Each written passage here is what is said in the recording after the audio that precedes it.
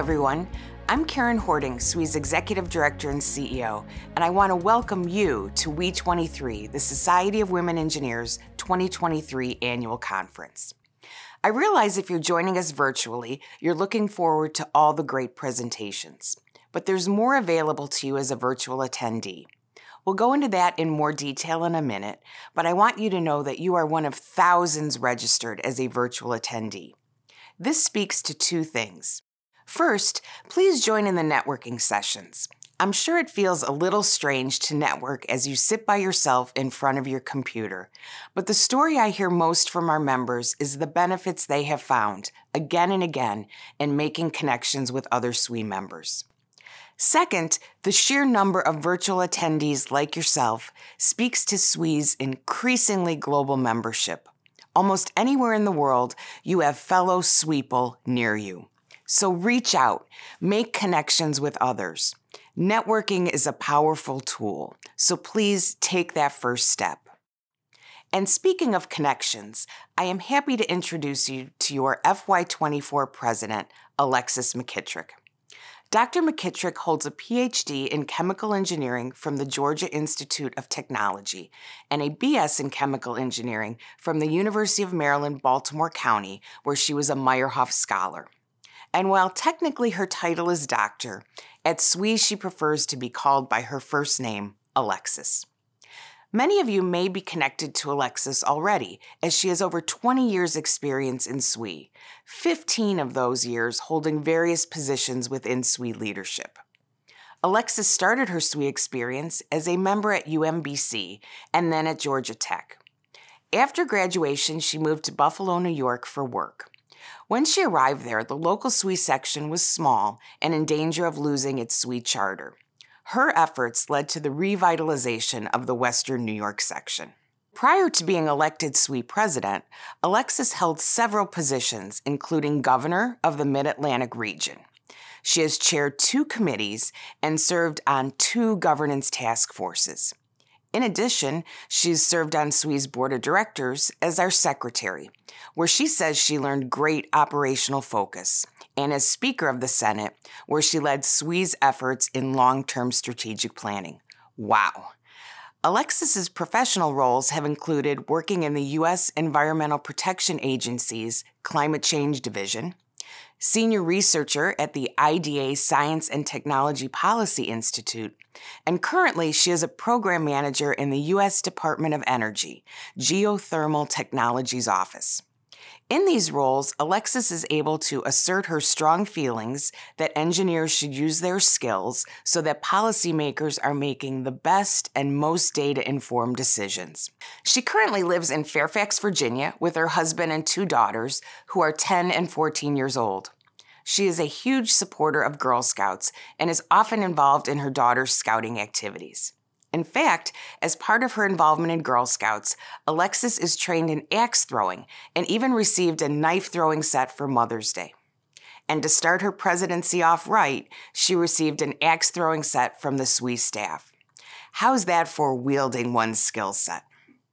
Her awards include the DC Council of Engineering and Architectural Society's Young Engineer of the Year Award in 2014.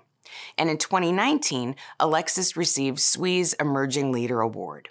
With that, please welcome SWE's FY24 President, Alexis McKittrick. Thank you, Karen. And for each and every one of you watching this, I cannot express how excited I am to be part of this conference and embark on a year, hopefully a lifetime, of living without limits. So first, let's talk about the conference.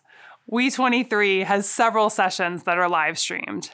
These include all 3 keynote sessions, all 8 inspirational insight sessions, including the State of Women in Engineering session, multiple networking sessions, which, as Karen mentioned, are so crucial to making great connections at SWE. And on top of that, over 60 regular sessions are live streamed with opportunities to ask questions of session presenters. In addition, all recorded sessions will be available to you for viewing or reviewing for 3 months after the conference closes. Now, I'd like to talk to you about this year's theme.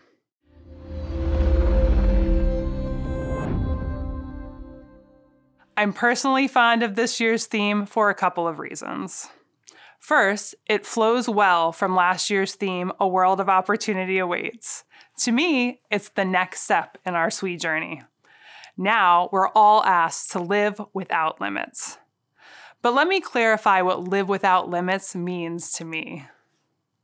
Put simply, this is my vision for SWE members. I want every woman in engineering and technology to be able to live without limits, whatever that means to them. We all have different definitions of success and what living without limits looks like. And that vision should be focused on what's important to you and what drives you. Living without limits is both personal achievement as well as all of us working together to lower the barriers for women in engineering. As engineers, we face obstacles and challenges all the time, but these challenges aren't always set within the parameters of the project we're working on. It's family, management bias, the ever-present work-life balance, and sometimes it's even us, our own self-doubt. In addition to the barriers all women in engineering face, those with intersectional identities face even greater hurdles and have higher barriers that prevent them from living without limits. Let SWE be the organization that lowers those barriers and provides those who identify as a woman in engineering or technology the support and network they need to be their best selves. And my hope for you and every member of the engineering and technology community is to see that persistence, and with the support of those around us, can get us to a place where we all live without limits. It's often the limits that we put on ourselves that drag us down the most. But when you're in SWE, I want you to feel that you belong. You are a welcome addition to the world's largest network of women engineers. You are not alone. If we are going to live without limits, there's no way we can do this alone. So let's do it together. Lastly, I offer you to live without limits in whatever your definition of that is. For me, living without limits means being SWE president, doing a good job at work, being there for my family, and being a good Girl Scout leader. For someone else, it may mean anything as simple as finding time for a workout or making sure they have time to call their friend to connect. We are not carbon copies of each other. Neither are our goals, and that's more than okay. So embrace your time, even virtually, with your SWEeple. You are a welcome part of a global community, and you belong here. Now, I want to thank some of the many people who helped make We23 a reality. First, thanks to the SWE board and headquarters staff. Your leadership and experience is integral to the annual conferences that are getting better and better each year. Thanks to our sponsor partners who, with your support, have created a pathway to provide this conference to literally thousands over the years. To the Conference Advisory Board and all of the conference volunteers, thank you for your time and your efforts. And finally, thank you. Whether you're attending in person or on the virtual conference attendance, at your home or office, you are the reason we hold this conference. Please get everything you can from the sessions and programs. Take in as much as you can in the sessions, replay them for the next 3 months, send in questions during the keynotes and other live stream sessions. And I hope to see you in person at a future SWE program. And above all that, live without limits. Thank you.